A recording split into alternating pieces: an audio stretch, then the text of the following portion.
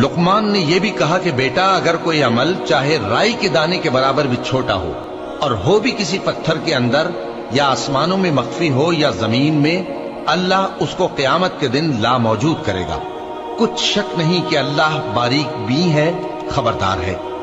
बेटा, नमाज की पाबंदी रखना और लोगों को अच्छे कामों के करने का मशवरा देते रहना, बुरी बातों से मना करते रहना और जो मुसीबत तुझ पर वाक़े हो उस पर सब्र करना।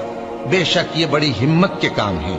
और तकब्बुर करते हुए लोगों के सामने गाल न फुलाना और जमीन में अकड़ कर न चलना, इसलिए कि अल्लाह किसी इतराने वाले शेखी खोरे को पसंद नहीं करता।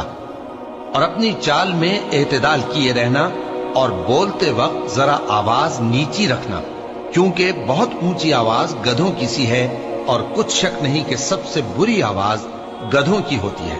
क्या तुमने नहीं देखा कि जो कुछ आसमानों में और जो कुछ जमीन में है, सबको अल्लाह ने तुम्हारे काबू में कर दिया है और तुम पर अपनी जाहिरी और बातिनी नेमतें पूरी कर दी हैं। और बाज लोग ऐसे हैं कि अल्लाह के बारे में झगड़ते हैं, न इल्म रखते हैं और न हिदायत